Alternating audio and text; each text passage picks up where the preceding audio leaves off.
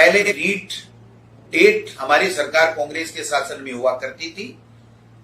उसमें 2 एग्जामें होती थी, किसी तरह की ज्यादा कोई दिक्कत नहीं होती थी। लेकिन भारतीय जनता पार्टी की सरकार आने के बाद में रीट उनकी घोषणा के मुताबिक कर दिया गया और रीट के कारण से 30% उनके एकेडमिक जो उनकी योग्यता है, उसके जो मार्क्स हैं, उसके आधार पर दिए गए, जिससे बाहर के प्रदेश के काफी बच्चे, जिसमें कई तरह के ऐसे प्रकरण भी आए कि फर्जी डिग्री लेकर के उसमें मार्क्स ज्यादा दिखा करके और आगे थे, जिसके कारण से हमारे राजस्थान के बच्चे वंचित हो रहे थे। काफी समय से मांग आ रही थी कि रीट की जो भर्ती है उसमें 30% जो वेटेज हमारे ग्रेजुएशन आदि का है, उसके बारे में सरकार पुनर्विचार करे। हमने हमारी भावना माननीय मुख्यमंत्री जी के समक्ष रखी। हमारे अधिकारी लेवल पर हमारी बैठकें हुई हैं और बैठकें होकर के उसमें कई बिंदु, कुछ वर्गों को रीट में पात्रता में स्थिलन देने का बिंदु था, कॉमर्स के विद्यार्थियों को सम्मिलित करने की बात थी, वेटेज को कम करना, खत्म करना या वैसे का वैसे रखना, ये जो बिंदु थे, इन सब बिंदुओं के ऊपर विस्तार से चर्चा हुई है। कुछ हमारी जो एनसीटी की गाइडलाइन है उसके मुताबिक कुछ चेंजेज हमें कॉमर्स के विद्यार्थियों को अगर हम शामिल करेंगे तो उसमें कुछ चेंजेज करने पड़ेंगे। अगर हम वेटेज को वाले मुद्दे को दूसरे तरीके से अगर हम करना चाहेंगे तो भी हमें पंचायती राज एक्ट में रूल्स में जो संशोधन करना पड़ेगा। उसके लिए ऊपरी स्तर पे, उच्च स्तर के ऊपर काफी विचार विमर्श हुआ है। अंतिम जो उसमें प्रक्रिया में चल रही है ये मामला, और जल्दी से जल्दी इसमें फैसला करने के उपरांत जो रीट का फाइनल सिलेक्शन 3rd ग्रेड के टीचर का है उसकी प्रक्रिया क्या होगी, उसका जल्दी ही निस्तारण किया जाएगा।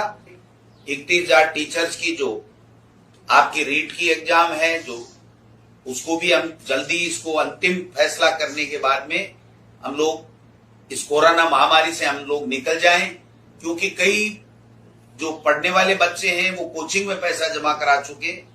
कोचिंग के कारण से उनका भी ये बात बार बार ज्ञापन से आता है कि साहब जब तक कोचिंग नहीं खुले तब तक आप अगर रीट कराओगे तो हम पहले वाले जो कंपटीशन में जो लोगों ने तैयारी करके दी उससे हम पिछड़ जाएंगे।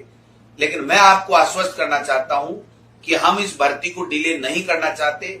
ज्ञापन देना अलग बात है, निर्णय करना अलग बात है।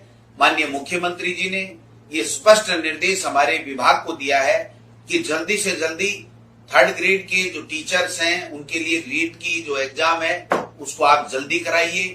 हमारे व्याख्याता जो 5,000 की जल्दी से जल्दी भर्ती कीजिए और जो बाकी शेष 3,000 की घोषणा माननीय मुख्यमंत्री जी ने कर रखी है उसके लिए भी हमने प्रक्रिया चालू कर दी है। डीपीसी हम लोग करवा रहे हैं, ऊपर से लेकर नीचे तक की सबकी हम लोग डीपीसी करवा रहे हैं। 2nd ग्रेड वालों को दोनों 16 और 18 का हमने निर्णय ले लिया और जल्दी से जल्दी इनको नौकरी मिल रही है। कि जो पहले रीट टेट हमारी सरकार कांग्रेस के शासन में हुआ करती थी, उसमें 2 एग्जामें होती थी, किसी तरह की ज्यादा कोई दिक्कत नहीं होती थी। लेकिन भारतीय जनता पार्टी की सरकार आने के बाद में रीट उनकी घोषणा के मुताबिक कर दिया गया और रीट के कारण से 30% उनके एकेडमिक जो उनकी योग्यता है, उसके जो मार्क्स हैं, उसके आधार पर दिए गए, जिससे बाहर के प्रदेश के काफी बच्चे, जिसमें कई तरह के ऐसे प्रकरण भी आए कि फर्जी डिग्री लेकर के उसमें मार्क्स ज्यादा दिखा करके और आगे थे, जिसके कारण से हमारे राजस्थान के बच्चे वंचित हो रहे थे। काफी समय से मांग आ रही थी कि रीट की जो भर्ती है उसमें 30% जो वेटेज हमारे ग्रेजुएशन आदि का है, उसके बारे में सरकार पुनर्विचार करे। हमने हमारी भावना माननीय मुख्यमंत्री जी के समक्ष रखी। हमारे अधिकारी लेवल पर हमारी बैठकें हुई हैं और बैठकें होकर के उसमें कई बिंदु, कुछ वर्गों को रीट में पात्रता में स्थिलन देने का बिंदु था, कॉमर्स के विद्यार्थियों को सम्मिलित करने की बात थी, वेटेज को कम करना, खत्म करना या वैसे का वैसे रखना, ये जो बिंदु थे, इन सब बिंदुओं के ऊपर विस्तार से चर्चा हुई है। कुछ हमारी जो एनसीटी की गाइडलाइन है उसके मुताबिक कुछ चेंजेज हमें कॉमर्स के विद्यार्थियों को अगर हम शामिल करेंगे तो उसमें कुछ चेंजेज करने पड़ेंगे। अगर हम वेटेज को वाले मुद्दे को दूसरे तरीके से अगर हम करना चाहेंगे तो भी हमें पंचायती राज एक्ट में रूल्स में जो संशोधन करना पड़ेगा। उसके लिए ऊपरी स्तर पे, उच्च स्तर के ऊपर काफी विचार विमर्श हुआ है।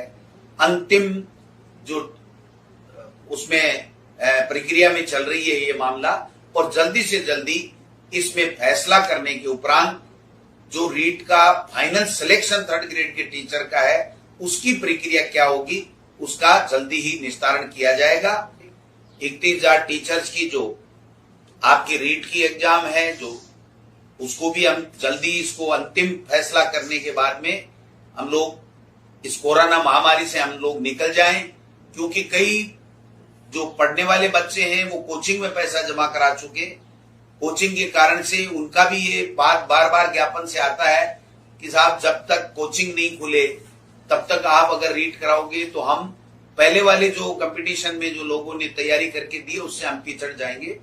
लेकिन मैं आपको आश्वस्त करना चाहता हूं कि हम इस भर्ती को डिले नहीं करना चाहते। ज्ञापन देना अलग बात है, निर्णय करना अलग बात है। माननीय मुख्यमंत्री जी ने ये स्पष्ट निर्देश हमारे विभाग को दिया है कि जल्दी से जल्दी 3rd ग्रेड के जो टीचर्स हैं उनके लिए रीट की जो एग्जाम है उसको आप जल्दी कराइए। हमारे व्याख्याता जो 5,000 की जल्दी से जल्दी भर्ती कीजिए, और जो बाकी शेष 3,000 की घोषणा माननीय मुख्यमंत्री जी ने कर रखी है उसके लिए भी हमने प्रक्रिया चालू कर दी है। डीपीसी हम लोग करवा रहे हैं, ऊपर से लेके नीचे तक की सबकी हम लोग डीपीसी करवा रहे हैं। 2nd ग्रेड वालों को दोनों 16 और 18 का हमने निर्णय ले लिया और जल्दी से जल्दी इनको नौकरी मिल रही है। कि जो पहले रीट डेट हमारी सरकार कांग्रेस के शासन में हुआ करती थी उसमें 2 एग्जामें होती थी, किसी तरह की ज्यादा कोई दिक्कत नहीं होती थी। लेकिन भारतीय जनता पार्टी की सरकार आने के बाद में रीट उनकी घोषणा के मुताबिक कर दिया गया, और रीट के कारण से 30% उनके एकेडमिक जो उनकी योग्यता है उसके जो मार्क्स हैं उसके आधार पर दिए गए, जिससे बाहर के प्रदेश के काफी बच्चे, जिसमें कई तरह के ऐसे प्रकरण भी आए कि फर्जी डिग्री लेकर के उसमें मार्क्स ज्यादा दिखा करके और आगे थे, जिसके कारण से हमारे राजस्थान के बच्चे वंचित हो रहे थे।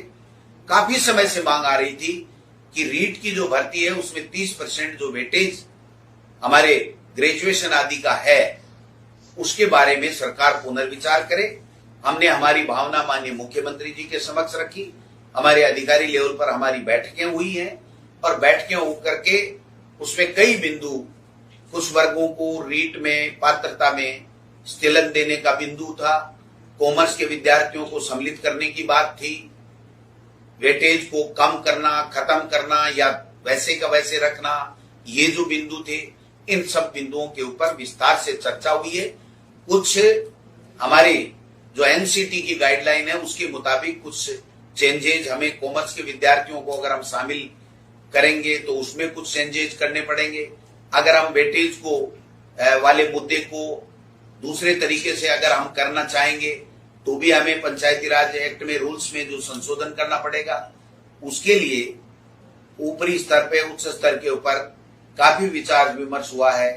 अंतिम जो उसमें प्रक्रिया में चल रही है ये मामला, और जल्दी से जल्दी इसमें फैसला करने के उपरांत जो रीट का फाइनल सिलेक्शन 3rd ग्रेड के टीचर का है उसकी प्रक्रिया क्या होगी उसका जल्दी ही निस्तारण किया जाएगा।